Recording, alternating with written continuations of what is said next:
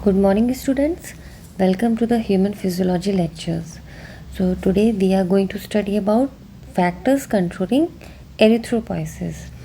Previous अपने YouTube channel पे मैंने एरिथ्रोपोइसिस के रिगार्डिंग यानी फॉर्मेशन ऑफ RBCs के रिगार्डिंग एक पोस्ट किया था। आज हम पढ़ते हैं फैक्टर्स कंट्रोलिंग एरिथ्रोपोइसिस, यानी वो कौन से इम्पॉर्टेंट फैक्टर्स या कारक होते हैं जो एरिथ्रोपोइसिस को रेगुलेट करते हैं। इसमें 3 इम्पॉर्टेंट फैक्टर्स आते हैं। पहला होता है हार्मोनल फैक्टर्स, दूसरा इम्पॉर्टेंट फैक्टर है डाइटरी फैक्टर और तीसरा अदर फैक्टर्स। जब हम हार्मोनल फैक्टर्स के बारे में बात करते हैं तो उसमें कुछ रिलेटेड हार्मोन्स आते हैं। सबसे पहला और इम्पॉर्टेंट हार्मोन है एरिथ्रोपोइटिन। एरिथ्रोपोइटिन जो कि 85% किडनी से सीक्रेट होता है और 15% जो है वो लिवर से सीक्रेट होता है। इसके बारे में डिटेल में हम आपको बाद में बताते हैं। Next is androgens, third is estrogen, fourth is thyroxine, fifth is anterior pituitary hormones जैसे कि growth hormone, thyroid stimulating hormone, ACTH adrenocorticotrophic hormone, luteinizing hormone, follicle stimulating hormone and prolactin hormone. Next one is corticosteroid and last one is interleukins. जब हम dietary factors के बारे में बात करते हैं तो कुछ इम्पॉर्टेंट वाइटामिन्स जो होते हैं वो इम्पॉर्टेंटली एरिथ्रोपोइसिस को रेगुलेट करते हैं उसके फॉर्मेशन में, जैसे कि vitamin B12, folic acid, vitamin C। इसके अलावा बहुत सारे इम्पॉर्टेंट चीज़ जो कि जैसे हीमोग्लोबिन है, तो ग्लोबिन का जो फॉर्मेशन होता है वो प्रोटीन सोर्स से होता है। तो यूजुअली प्रोटीन्स का रोल होता है ग्लोबिन सिंथेसिस में। इसके अलावा कुछ इम्पॉर्टेंट मिनरल्स होते हैं, जैसे अगर हम हीमोग्लोबिन की बात करें तो हीम जो है वो आयरन सोर्स के बगैर नहीं बन सकता। सो इम्पॉर्टेंट मिनरल्स इसमें कंसीडर होते हैं जैसे आयरन, कॉपर, कोबाल्ट एंड निकल। जब हम अदर फैक्टर्स के बारे में बात करते हैं तो सबसे इम्पॉर्टेंट फैक्टर आता है इंट्रिंसिक फैक्टर। ये इंट्रिंसिक फैक्टर जो है वो स्टमक में HCl यानी हाइड्रोक्लोरिक एसिड के साथ मिलता है। इसका इम्पॉर्टेंट रोल जो है वो हम आपको बाद में डिस्कस करते हैं। ये बेसिकली एब्जॉर्प्शन में हेल्प करता है। नेक्स्ट इम्पॉर्टेंट फैक्टर्स आते हैं सम केमिकल फैक्टर्स, कुछ इन्वायरमेंटल फैक्टर्स जैसे कि हाइपॉक्सिया या हाई एल्टीट्यूड के बारे में अगर हम बात करें तो ये अपने आप ही बॉडी में एरिथ्रोपोइटिन को स्टिमुलेट करवा के एरिथ्रोपोइसिस के प्रोडक्शन को प्रमोट करता है या RBC के प्रोडक्शन को प्रमोट करता है। इसके अलावा कुछ ड्रग्स होती हैं जो एरिथ्रोपोइसिस को प्रमोट करती हैं। So let's start the detail of all these factors. Hormonal factors, hormonal factors में सबसे पहले हम एरिथ्रोपोइटिन की बात करते हैं। 1906 में ही इसके बारे में जानकारी मिली थी, लेकिन 1957 में जैकॉब्सन और उसके साथ में को फाउंडर्स ने इसको फाइनली डिस्क्राइब किया कि ये किडनी से प्रोड्यूस होता है maximally, mainly produced by interstitial cells in peritubular capillary bed of kidney. ये एक इम्पॉर्टेंट MCQ क्वेश्चन बनता है कि एरिथ्रोपोइटिन जो है वो किडनी में कहाँ से मिलता है। Mainly interstitial cells in peritubular capillary bed of kidney. इसके अलावा बहुत स्मॉल अमाउंट्स में ये JG यानी जक्स्ट्रा ग्लोमेरुलर सेल्स में या एक्स्ट्रा ग्लोमेरुलर मिजेंजियल सेल्स में भी मिलता है। 85% किडनी से सीक्रेट होता है और 15% जो है वो लिवर से सीक्रेट होता है।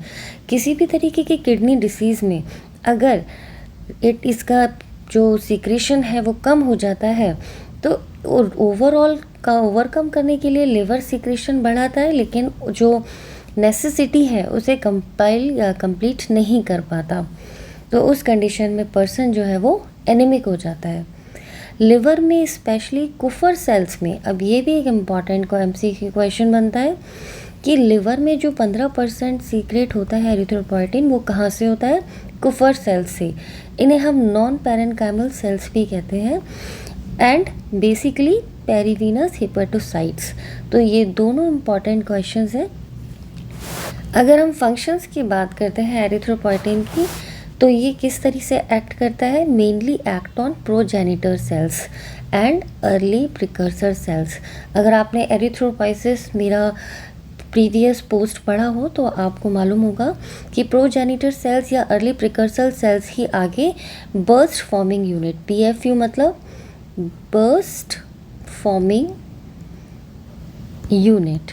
तो बर्स्ट फॉर्मिंग यूनिट एरिथ्रोसाइट, तो बर्स्ट फॉर्मिंग यूनिट जो होती है वो आगे एरिथ्रोब्लास्ट को फॉर्म करवाती है, कॉलोनी फॉर्मिंग यूनिट, और उसके बाद में फाइनली प्रोनॉर्मोब्लास्ट बनती है, जिसके बाद एरिथ्रोपोइसिस सीरीज़ आगे बढ़ती है। इसके अलावा ये और किस तरीके से फंक्शन करता है?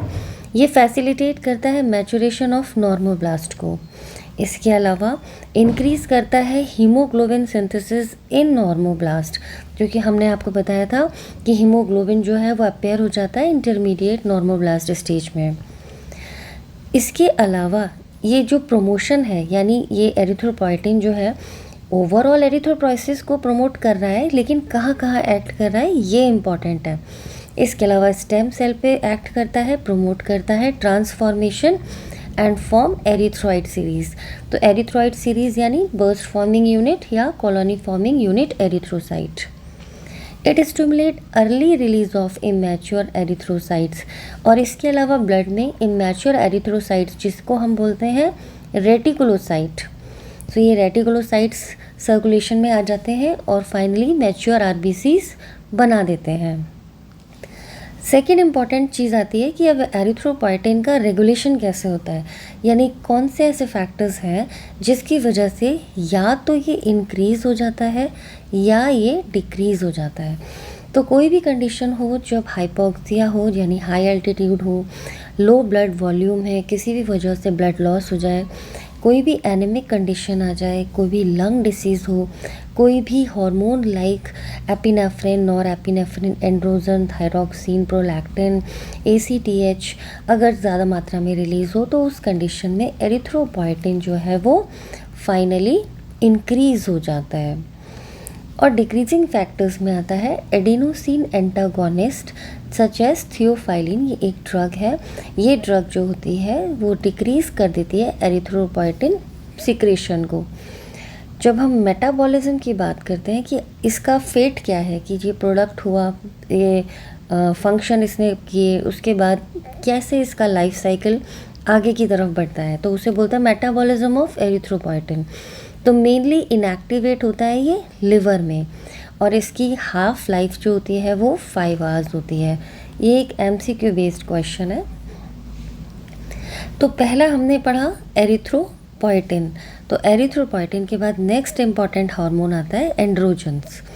एंड्रोजन्स बेसिकली स्टिमुलेट करता है एरिथ्रोपोइटिन्स को, और major cause of higher RBCs in males, क्योंकि मेल्स में एंड्रोजन्स बहुत ज़्यादा मात्रा में रिलीज़ होते हैं, इसी वजह से मेल्स में आरबीसी का काउंट जो होता है वो 5.5 मिलियन पर क्यूबिक मिलीमीटर ऑफ ब्लड होता है, ठीक है, इन कंपैरेटिव टू फीमेल्स जिनका 4.5 to 5 रहता है। RBC cell count is same in both genders till puberty. जब तक प्यूबर्टी नहीं आती तब तक दोनों जेंडर यानी मेल और फीमेल में आरबीसी काउंट सेम रहता है, लेकिन प्यूबर्टी आने के बाद चूँकि एंड्रोजन्स का सीक्रेशन ज़्यादा होने लगता है मेल्स में, जिसकी वजह से एरिथ्रोपोइटिन जो है वो स्टिमुलेट होता है और प्रोडक्शन करता है मोर एरिथ्रोपोइसिस का, और ज़्यादा आरबीसीज प्रोड्यूस कराता है, तो directly stimulate erythropoiesis. Other hormones की अगर हम बात करें, थायरॉक्सिन, कॉर्टिसोल और ग्रोथ हार्मोन, तो ये सारे हार्मोन्स डायरेक्ट या इनडायरेक्ट तरीके से इफ़ेक्ट डालते हैं।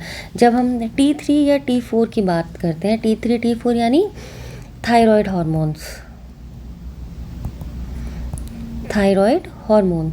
तो ये डायरेक्टली स्टिमुलेट करेंगे एरिथ्रोपोइटिन को और फाइनली एरिथ्रोपोइसिस इंक्रीज़ करवाते हैं।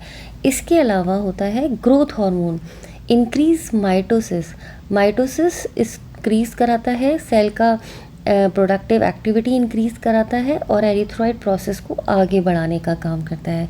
जब हम कॉर्टिसोल की बात करते हैं तो इसका इफ़ेक्ट तो होता है एरिथ्रोपोइटिन पे, पर बहुत ही माइल्ड इफ़ेक्ट होता है। और फाइनली ओवरऑल ये तीनों मिलकर एरिथ्रोपोइसिस को इंक्रीज़ कराते हैं। सेकेंड हमारे फैक्टर आते हैं डाइटरी फैक्टर्स, जैसे कि मैंने आपको बताया आयरन, ये एक रॉ मटेरियल की तरह सिंथेसिस होता है हीम कंपोनेंट ऑफ हीमोग्लोबिन में। तो किसी भी तरह से अगर आयरन की डेफिशिएंसी होती है तो वो जो पर्सन है वो हाइपोक्रोमिक माइक्रोसाइटिक एनीमिया से सफ़र करता है, जिसको हम बोलते हैं आयरन डेफिशिएंसी एनीमिया। ओके, सो ये एक बहुत इम्पॉर्टेंट एमसीक्यू क्वेश्चन है। जब हम विटामिन B12 और फॉलिक एसिड की बात करते हैं तो दोनों ही विटामिन B12 और फॉलिक एसिड नेसेसरी होते हैं मैचुरेशन ऑफ आरबीसीज प्रिकर्सर्स में, और इनके मैचुरेशन के लिए ये प्रमोट करते हैं डीएनए सिंथेसिस और फाइनली इंक्रीज करवाते हैं एरिथ्रोपोइसिस में के through RBC production. So usually किस तरह से ये आगे डीएनए सिंथेसिस होता है कि जो थायमीन होता है इस रिक्वायर्ड, यानी थायमीन की ज़रूरत किसके लिए पड़ती है, फॉलिक एसिड सिंथेसिस के लिए, और ओवरऑल बनाना क्या है, डीएनए। थायमीन जो है ये कहाँ से आता है, tetrahydrofolate is required for thymine synthesis. तो टेट्राहाइड्रोफॉलेट से ये थायमीन बनता है। थायमीन रिक्वायर्ड करता है फॉलिक एसिड सिंथेसिस को डीएनए बनाने में।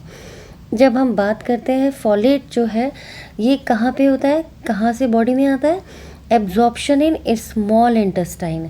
तो जब ये स्मॉल इंटेस्टाइन से फॉलेट को एब्जॉर्ब कर लिया जाता है तो ये बन जाता है मिथाइल टेट्राहाइड्रोफॉलेट इन ब्लड, और ये methyl tetrahydrofolate in blood vitamin B12 की प्रेजेंस में टिश्यूज़ में 5-10 मिथिलीन टेट्राहाइड्रोफॉलेट बनाता है, और फाइनली जो एक्टिव फॉर्म बनती है टेट्राहाइड्रोफॉलेट, यहाँ तक विटामिन B12 का बहुत इंपॉर्टेंट रोल है, और जिसकी वजह से क्या फॉर्म होता है, डीऑक्सीथाइमिडाइलेट, वो जो कि फाइनली फॉर्म करता है डीऑक्सीयूरिडाइलेट।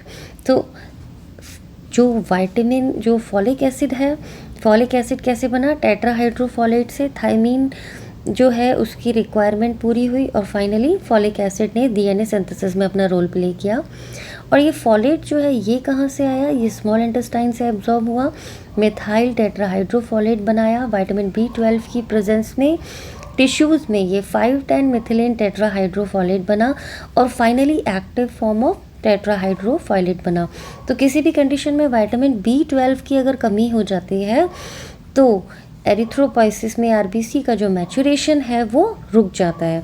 इसीलिए ये बहुत इंपॉर्टेंट है, क्योंकि ये दोनों ही मिलकर डीएनए सिंथेसिस कराते हैं, और जो डीऑक्सीथाइमिडाइलेट फाइनली फॉर्म हुआ ये required for synthesis of DNA.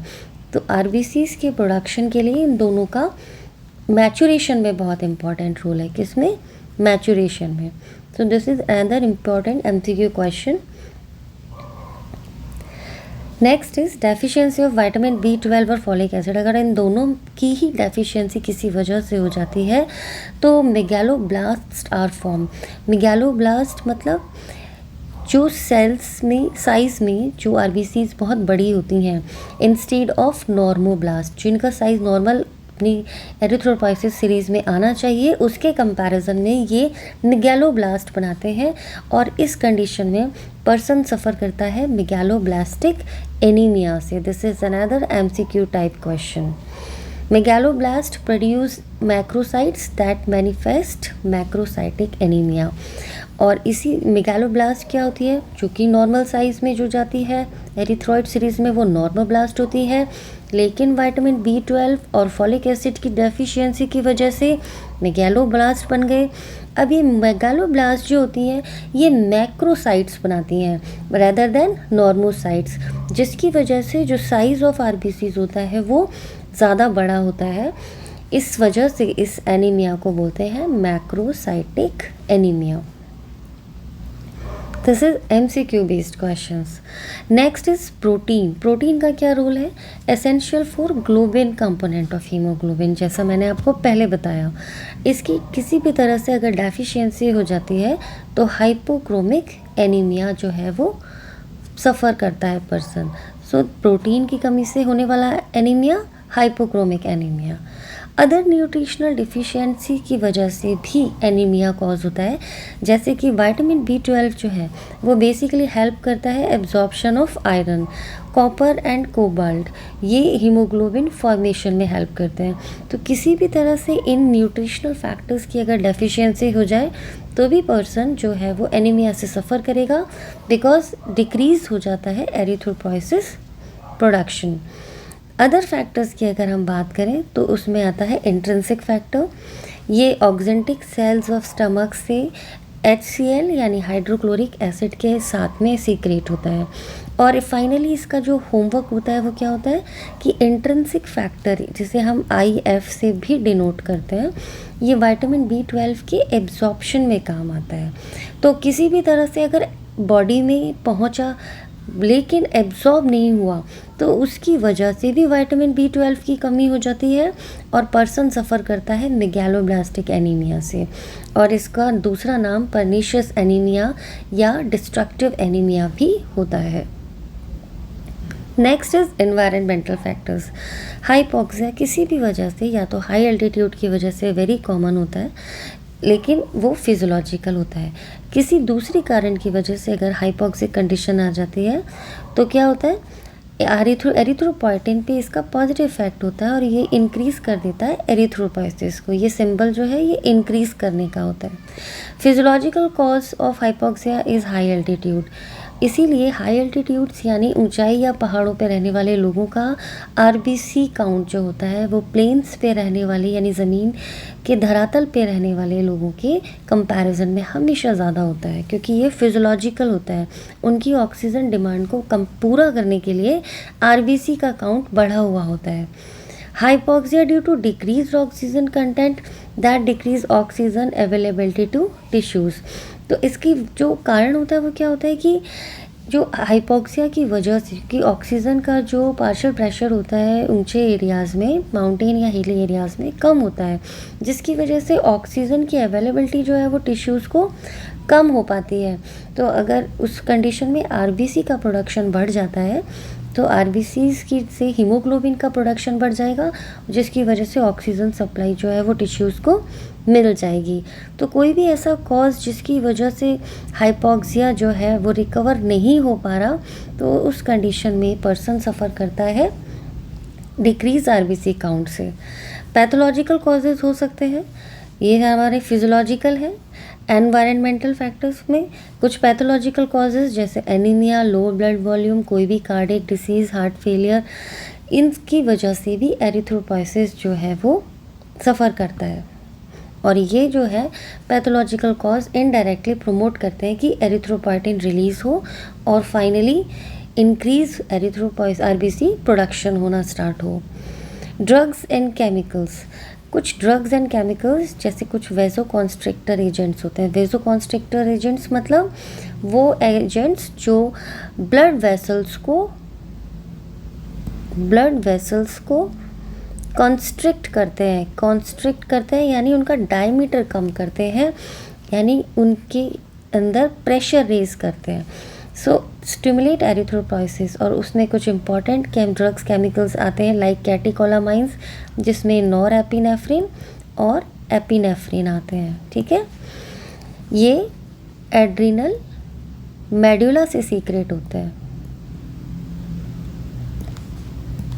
Adrenal cortex से कॉर्टिसोल सीक्रेट होता है और एड्रिनल मेडुला से नॉरएपिनेफ्रिन, एपिनेफ्रिन और डोपामिन सीक्रेट होता है। नेक्स्ट कुछ न्यूक्लियोटाइड्स होते हैं like cyclic AMP, NAP, NADP, कुछ कोबाल्ट सॉल्ट्स होते हैं, थायरोक्सिन होते हैं। ये भी वेजोकॉन्स्ट्रिक्टर एजेंट्स होते हैं और वेजोकॉन्स्ट्रिक्शन करा के फाइनली इंक्रीज कराते हैं, प्रमोट करते हैं इनडायरेक्टली एरिथ्रोपोइसिस को। सो ये था हमारा overall chapter on factors affecting erythropoiesis. I hope आपको ये पूरा चैप्टर समझ में आया होगा। इसे एरिथ्रोपोइसिस के साथ हमेशा कंटिन्यूशन में लर्न करना है। तो wish you all the best. Thank you. And if you like my post and my chapters, so you will please subscribe my channel. I am also on Telegram.